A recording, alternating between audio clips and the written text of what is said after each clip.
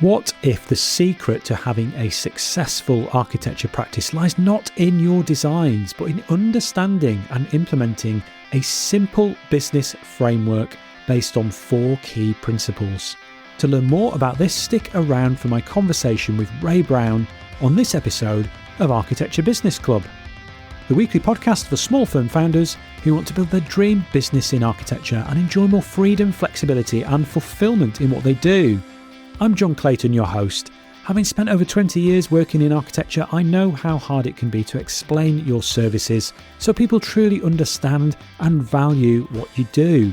Many firms struggle with this, but by sharing the stories behind your work on podcasts, you can become the trusted voice in your market, grow your brand and attract much better clients. We can help you with everything from podcast host and guest coaching, podcast strategy and launch, ongoing production and management through to promoting and growing your show. If you'd like to discover how podcasting could benefit you or your business, click the link in the show notes to book a no obligation chat about working with me. Or if you're interested in being a guest on this show, just email John, that's Jon, at architecturebusinessclub.com. Now, let's discover how you can dramatically improve your results as an architecture practice owner.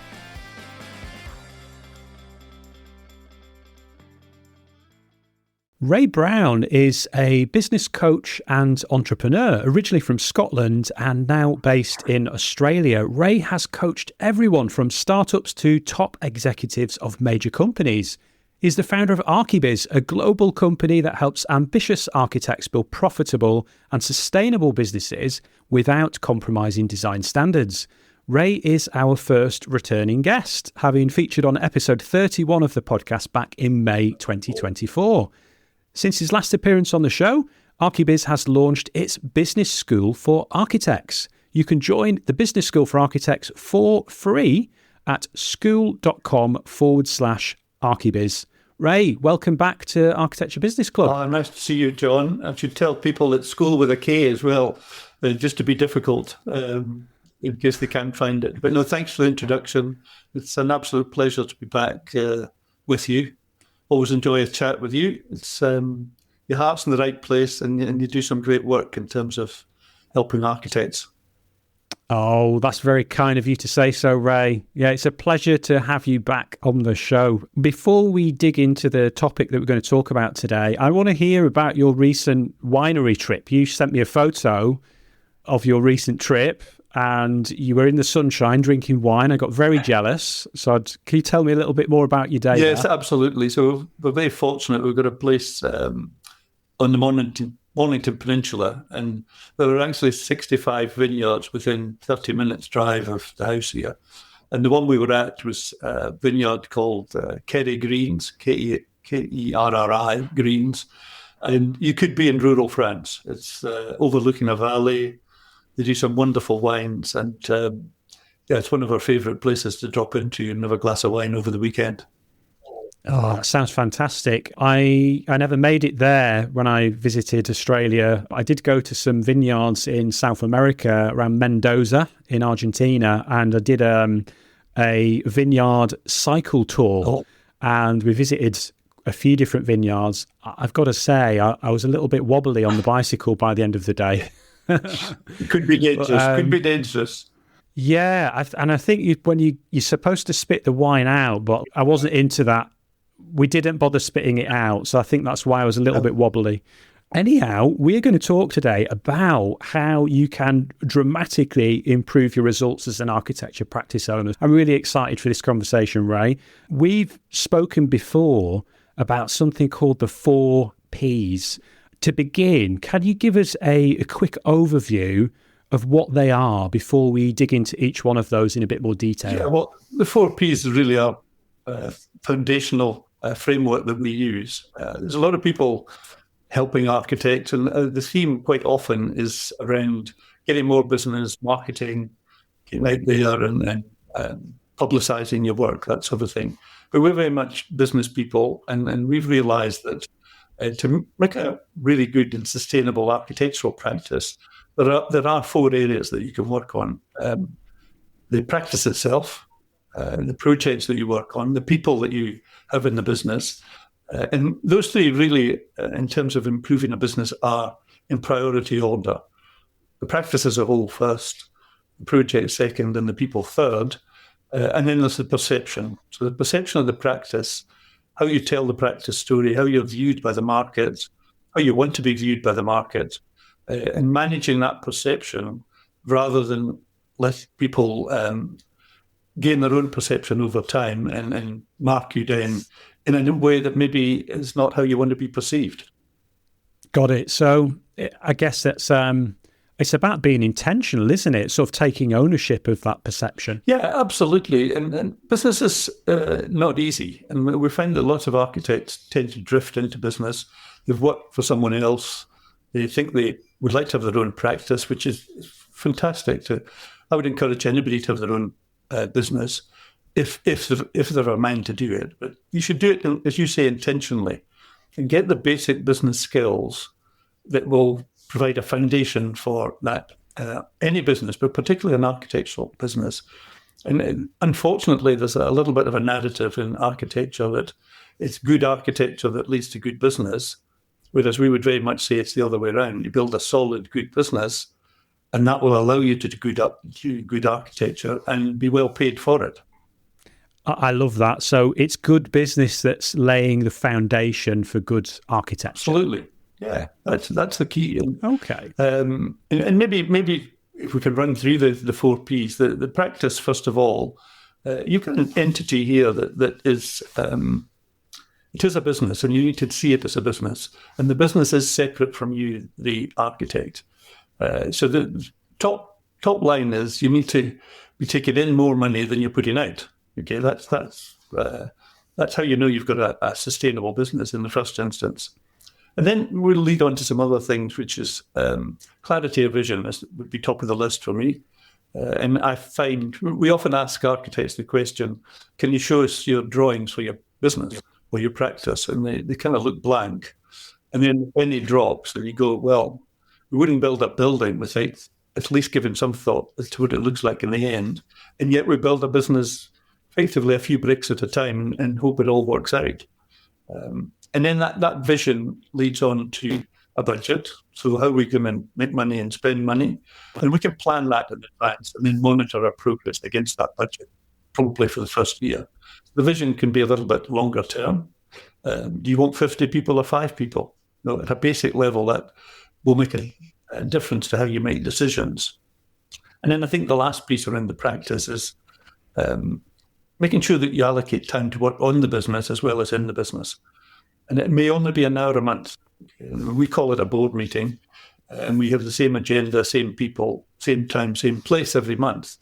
And we find that that's the secret sauce. That's the time in the month where decisions are made, improvements are spoken about, and we're not in the weeds of the work and the project and the people and the clients. So that would be the third thing on the practice level, is to make sure that you work on the business and not only in the business. I love that. I like the analogy that you use there, Ray, about how we understand that we have a set of plans. We prepare a very detailed set of plans for a building project, but then we don't do that. Well, most people, neglect to do that for their business. And that is really interesting. I love the way that you've put that into terms that everyone will understand. Yeah. And the last thing you mentioned about working on the business. Yeah. That you've mentioned that you have an hourly, monthly meeting. Yeah. So this isn't necessarily about having to carve out tons and tons of time for this. It's being intentional and having something regular, booked on the calendar, where important decisions are made, and you're ensuring that decisions are aligned to that vision that you mentioned as well. Exactly. And we look at the finances, which is your scorecard. We look at the operations, how things are working, and we look at sales and marketing in that order. So it worked really well. And then we move on to the second P around projects. Projects really, I think, is about understanding time. And I say to architects that in a lot of ways they're really lucky. This is a very simple business model where we buy hours and we sell hours in the form of design and invoicing and concept and ideas. And it's how efficiently we convert those hours into money that makes us a good business. We don't have vehicles, we don't have equipment and factories and distribution networks. I mean, so from a business model perspective, it's really quite simple. And then the second thing around projects and hours is, again, when we speak to architects, they tell us there are two types of hours. We're either working on projects or we are doing non-project work, marketing or meetings, whatever. And we say to them, well, really, it's better if you have three types of hours. Project hours that are billable, and project hours that are non-billable, and non-project hours. And that's where we can squeeze out a lot of profit and return from an architectural practice. If we cut down the amount of hours that people are doing that's not going to be paid for. If you've got a budget of 20 hours and you spend 40 hours, what I say to people is it'd be much more efficient to go out in the street and hand out $100 bills to people rather than doing that 20 hours that's not going to be paid for. You might be trying to get a really good outcome and really passionate about what you do, but we then need to question, was the 20 hours right in the first place when we set the fee? Did we allow enough time to do a good job? And then the last piece in project is choosing the right projects and the right clients. So these are long-term projects typically, and if you pick the wrong ones just because you need the income or just because you need the work, that can have a long-term impact on your business. And then on the other side, if you're dealing with clients that don't share your values and don't share your approach or your ethics, then that can be also very painful and cause you a lot of sleepless nights over one particular project and one difficult client. We've probably all been there at some point, haven't we, where we've taken on a client or project and then later come to regret it. I think, I don't recall who said it, but when you say yes to one opportunity, you're saying no to another. And I think sometimes, particularly if the sales pipeline isn't filled, you can be in a position where sometimes your gut might be telling you that actually this project or client is not a great fit, but you might decide to take it anyway because you don't necessarily know when the next other better opportunity is coming in, and that often is an awkward position for people to be in, but it can have a very negative effects given the duration that some of these projects can last for. I mean, even on a small project, even like a domestic home extension or renovation, even if you're only involved pre-construction, you could still be working with that client for, say, 6 months, even just on pre-construction phases. So it's a real long-term commitment when you make a decision to work with a particular client. So yeah, we definitely want to make sure we get that right. Yeah, no, absolutely. Before we move on to the next section, I just wanted to ask again about the 3 types of hours. Oh, yes. You mentioned about project hours billable, project hours non-billable, and non-project hours. You're very right in what you said about most people just identifying, well, the 2 types. This is the project hours, and then there's the non-billable, like the admin Yes. and that sort of stuff. But actually tracking those hours on those projects and comparing that to what was allowed, as you say, that if you'd allowed 20 hours for a certain piece of work and then you spent 35 on it, that's totally eroding that rate that you were hoping to get per hour on that project. Yeah. And that's that gap, isn't it? Of like thinking, well, actually what we need to do is make sure the next time we quote for the next project that we're using this information and making sure that we actually get the quote right in the first place so that we are covering our time and making sure that we are tracking our time and making sure that we're not spending loads more hours on it. As the work expands to fill the time available to do that work. And it's the job of the management in an architectural practice to let people understand. Quite often people don't know what the budget is. We have clients and they don't actually tell the staff how many hours they've got to do, or they can do it in half days or days. It doesn't have to be hours. But there's got to be a tie-in between the fee that the hours that were worked out at the beginning. So to me, there's 3 steps. The client comes in, you look at the project, you do all the research, then you work out the hours as the second step once you've got the brief. And then you work out a fee. And actually, there's no connection really between the hours and the fee. The fee can come up and down in terms of the negotiation, but the hours required to do that job remain the same. So tying the hours to the final fee that was negotiated can be very hard on people, and you end up with not enough hours to do the job. The hours. I suppose it is an assessment of hours a good yardstick for a minimum that you would need to charge, and then essentially, like, ideally we want to be aiming over and above that, don't we? We don't want to be just basing it on a minimum estimate, because I think most people have a tendency to underestimate how long things take anyway. Yeah, I think that as an architect, that's actually what you're being paid to do. You're being paid to do a job. You're being paid for your knowledge and experience. And yeah, it's maybe an inexact science, but you can't write a blank check to the client in terms of hours. You can't work on the principle, well, it'll take as long as it takes, because that is really dangerous for a business, and that's where the inefficiency comes in, and you end up spending more than you're earning because that really comes on to the the people side, the concepts like capacity and utilization. So there is a number that says if you get the ideal client at the ideal price, there is a capacity in your practice to earn an amount of revenue. And what we find is when we do that capacity calculation, it can be 30, 40, 50% more than what people are actually billing regularly on a monthly basis. And that comes down to people's utilization. And it could be, you could have some people that are fully utilized and very efficient, and you have other people who, through lack of training or lack of skill or whatever, are not as efficient as the other people. And your job is to highlight where those leakages are and fix that, train the people or get better people or whatever it needs to be, so that the business is getting an appropriate return for the hours that it's buying. That makes sense. Ray, just to touch upon something that you mentioned a few minutes ago, you mentioned about where you might have a scenario where the team member is not fully informed about how many hours have been allowed for the job. I've had first-hand experience of this when I've worked years ago in other practices, where the principal of the practice would be the one that would put the fee quote together.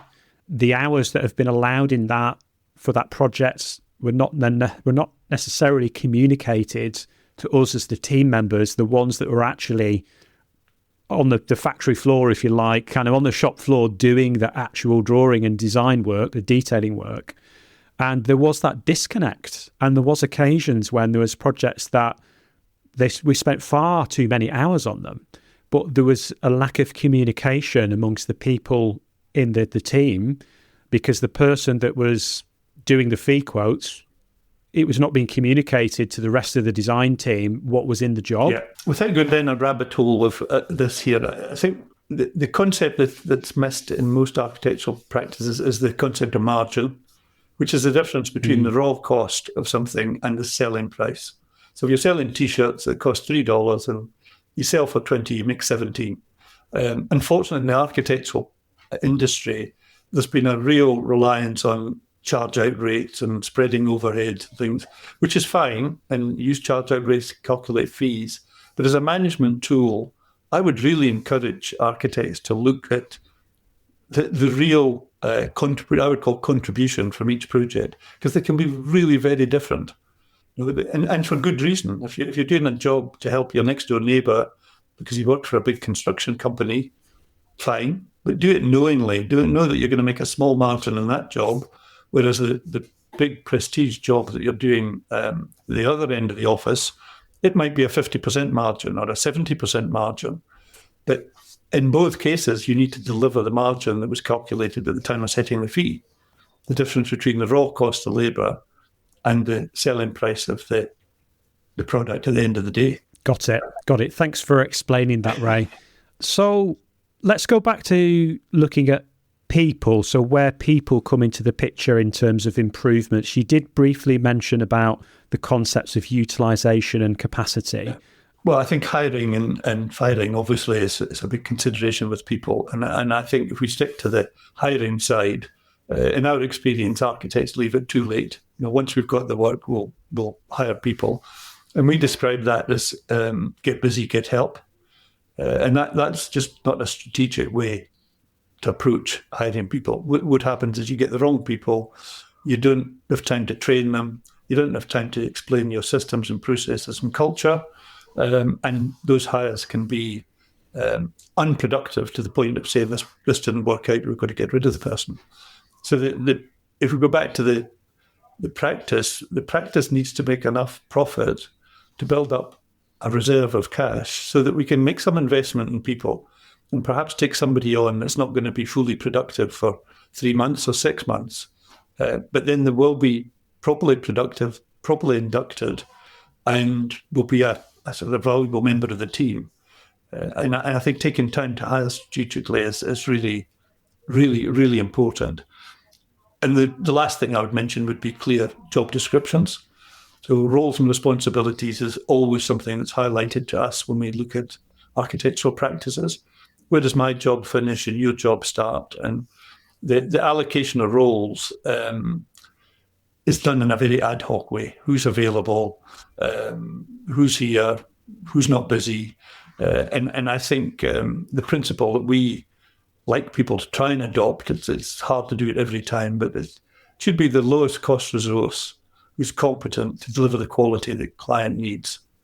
And that should be the measuring stick. So if someone's doing a job at $100 when it could be done by somebody at $50 an hour, then that's a waste. And we need to avoid that kind of leakage because it will feed through to profitability in the end. Sage advice, Ray. The last point that we wanted to cover is perception. So what do you mean by perception in the context of practice improvement? Remember, don't forget to join the waitlist for our membership community, where you can meet other business owners who want the same thing as you. A thriving business that gives you more freedom, flexibility, and fulfillment. Just go to architecturebusinessclub.com/waitlist or click the link in the show notes and enter your details so you don't miss out on this amazing opportunity to improve your business and your life.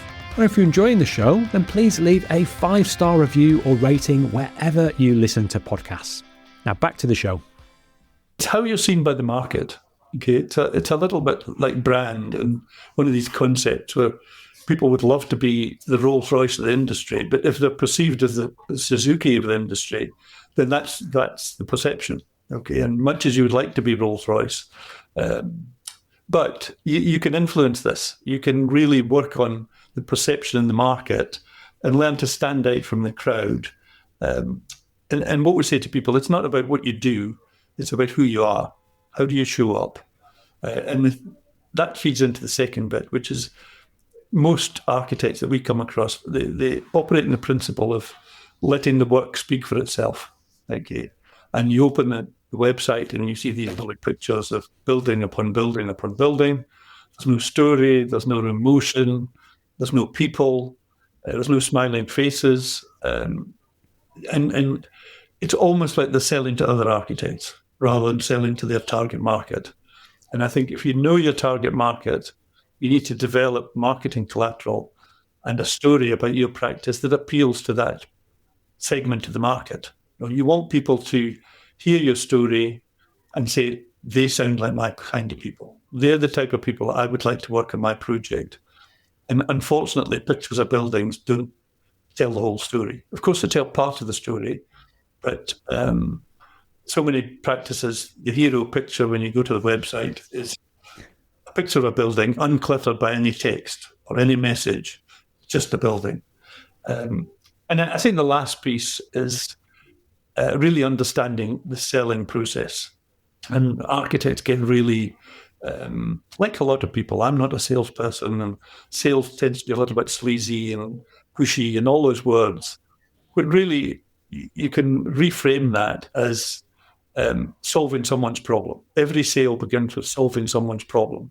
So if you get really clear in defining what problems you solve for what type of clients, then that's going to give you the best perception. The people will say, "Oh, I understand that this, John's practice handles this type of project in this type of way for these type of people."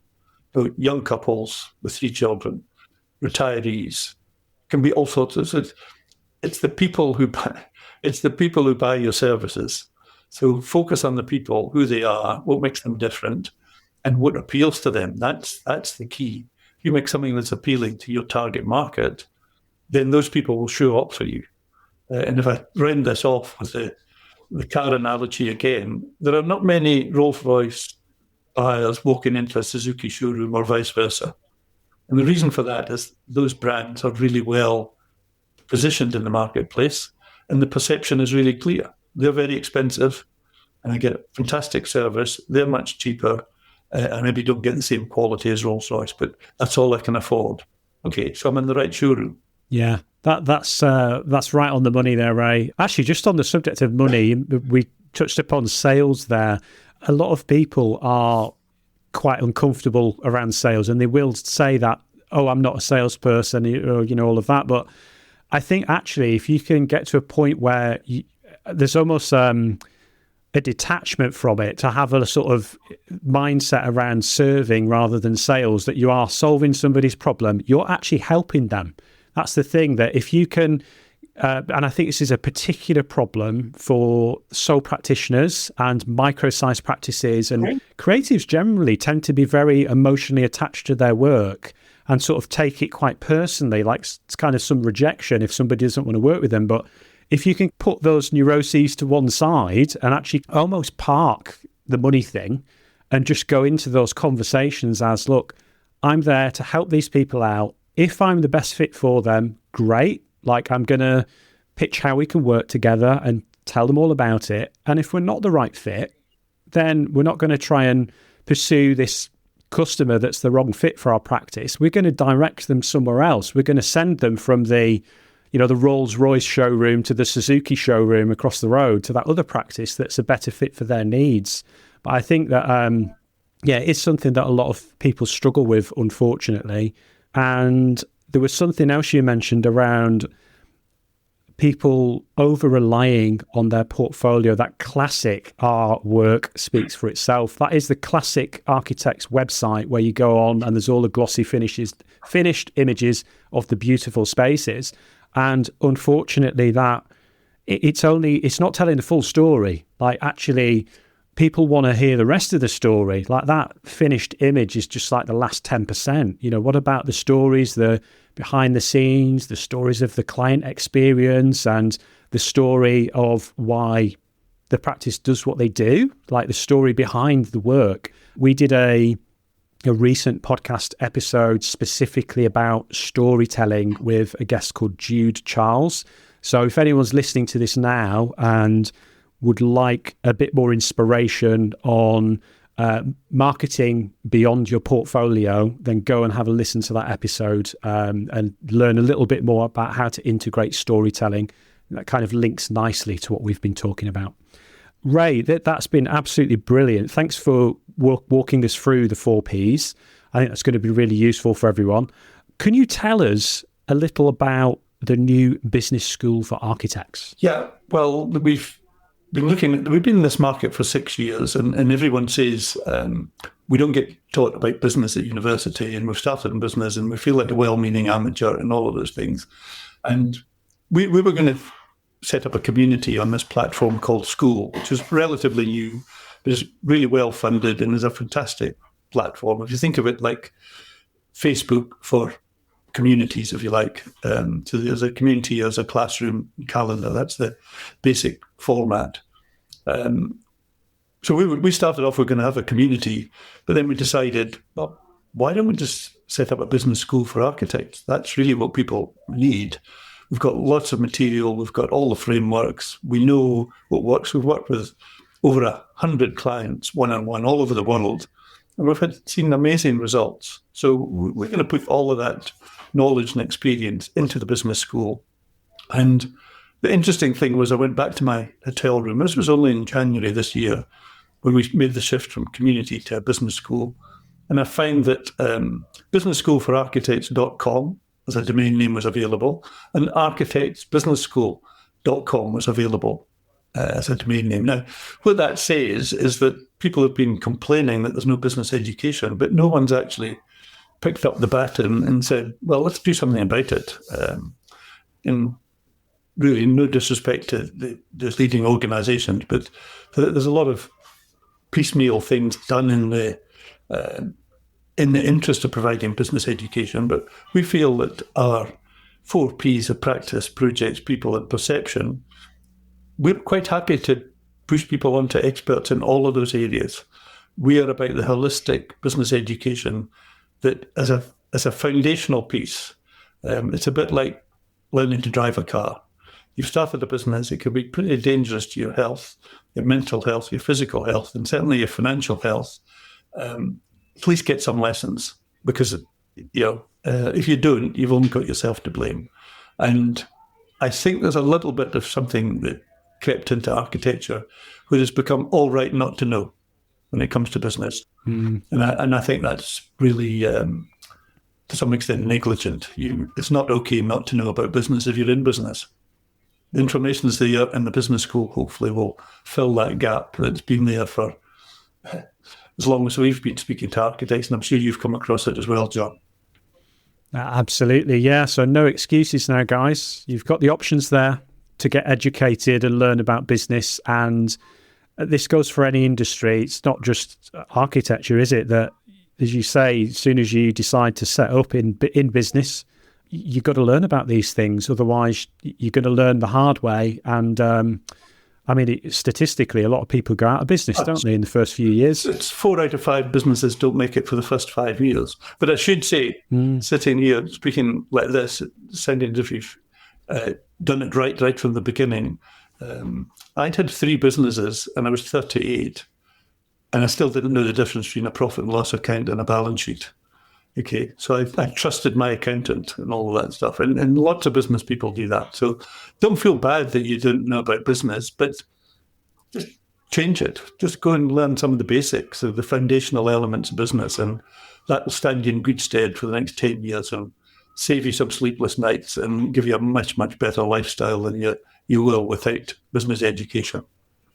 Yeah, I think the key to this as well, I think, Ray, is that we're not suggesting that architects and architecture designers need to go off and get a business degree. Like, this foundational business education, it's not complicated. They don't need to spend too much time learning it. And then it's about implementing, putting it into action, isn't it? Once they've got that basic grasp, that foundational knowledge, actually setting time aside to focus on the business and not just be firefighting all the time, as many of us do. And I'm the same, Ray, that I'm like this podcast. Every time we do one of these interviews, I'm learning more every day as well. Like, I am not some all-knowing business guru. I've made all of the mistakes possible over the last sort of 10 to 15 years of freelancing and running my own small practice, and now obviously with the community and the podcast work. Yeah, I've made every mistake possible. Yeah, it's learning from the mistakes, though. That's the thing, isn't it? And sometimes the ideas you need and the thoughts that you need aren't immediately apparent to you. There's always new ways of doing things and tweaks that you can make.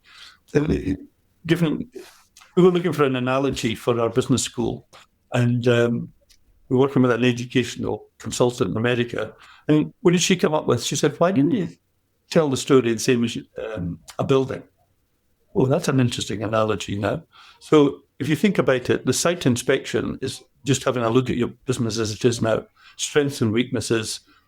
What are you good at? What are you not good at? Where do you need new information? What's working, what's not working? Then you've got the groundworks, which is the next layer. And that's probably the really key preparation piece, the profit and loss, the monthly board meeting, the vision. But they're really the pillars that you can build the business on. Then you lay the foundations. And that's the broad-based business education that I think every architect, every business owner should get. And then you have the building on top of the the foundation. And it needs to be an ongoing learning process as the business grows. More people, more problems, more systems, new software. So it's not a set and forget. It's an evolving entity in most cases as a business. And we've got to be open to ways of developing. And I used the analogy I sometimes use is the wheels on a suitcase. Okay. We only put 2 wheels in a suitcase in 1972. Someone put the patent in. We had bags and cases long before 1972. And it took another 17 years before someone put another 2 wheels on suitcases to make 4 wheels. You would say, why did we not come up with that sooner? Well, you can't have the idea until you have the idea. There'll be hundreds of ideas that will make your architectural practice stronger, more profitable, more sustainable. You just need to go looking for them. You don't need to reinvent the wheel. I love that. Ray, what's the main thing that you'd like everyone to take away from this conversation? That it's not okay not to know. Okay? You've only got yourself to blame if you... and no one's going to come along. There's a lot of conversations about the institute doesn't help us and my accountant didn't tell me that or whatever.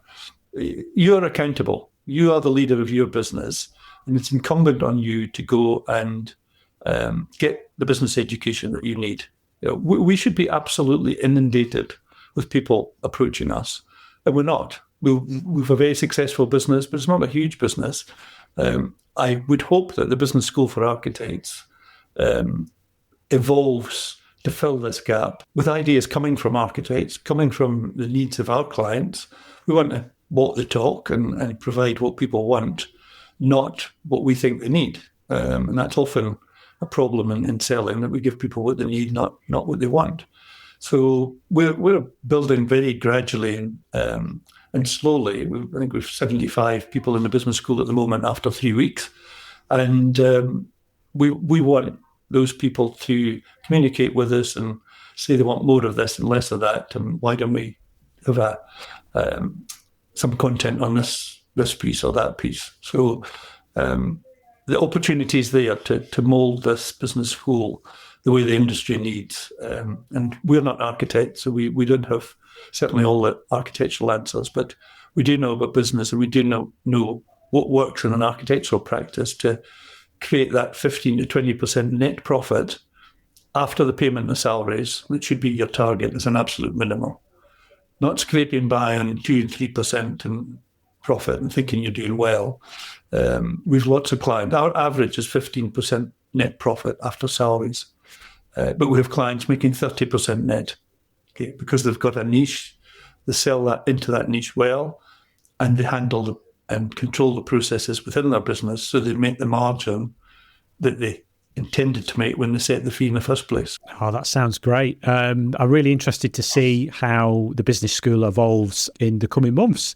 Was there anything else that you wanted to add, Ray, that we haven't covered in the conversation? No, I think just to compliment you, John, and what you're doing for the industry and the skills around podcasting. I think you made it very easy for me tonight. And you and I have spoken before about the power of podcasts and how they can be used in market. So you never know, some collaboration around podcasting in the business school would be probably quite attractive too. So no, I would compliment you and my parting thought that I always like speaking to you. I think you should have a huge audience because what you're doing is incredibly valuable. Oh, Ray, you can come back again. That's the kind of parting thought that's lovely to hear. So thank you very much. Ray, I want to ask you a question, not about the topic. I always like to ask the guests a travel question because I love to travel, discover new places. And you've previously shared one of your favourite places in Australia, but I would like you to tell me about one of your favourite places in your homeland of Scotland and what you love about it. Oh, well, that comes to mind very quickly. We'll be in Scotland again in September, and we'll be spending a couple of nights at Cromlix Hotel in Perthshire, which is owned by Andy Murray, the tennis player. It's a lovely hotel, and they've got really traditionally furnished rooms, nice big rooms, and every room is named after a famous Scot. So my wife was heavily into tennis, loved watching tennis. I like playing a bit of tennis. So we kind of go to that hotel and eat nice food and drink nice wine and enjoy the hotel, but we kind of feel we're absorbing some of the Andy Murray energy at the same time. And hopefully it improves my tennis. It's a forlorn hope, but it's one of the things in my mind when I go to Cromlex each year. Oh, that sounds fantastic. Yeah, do look me up when you come over to the UK. It'd be great to catch up. Ray, thank you again for being a guest on the show, sharing your knowledge and expertise. Can you please remind everybody where they need to go to join the Business School for Architects? Okay, it's school, skool.com/ArchiBiz, ArchiBiz. And if anyone wants to reach out to me, I'm Ray, REY, at archibiz.global.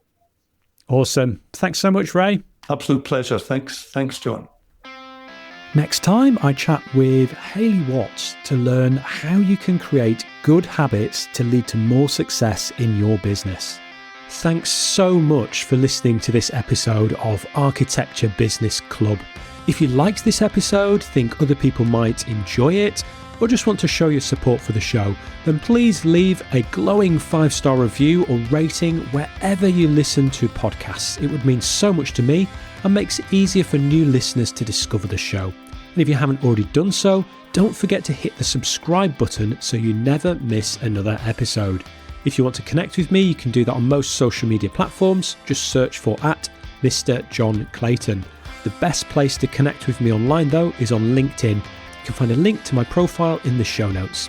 Remember, running your architecture business doesn't have to be hard, and you don't need to do it alone. This is Architecture Business Club.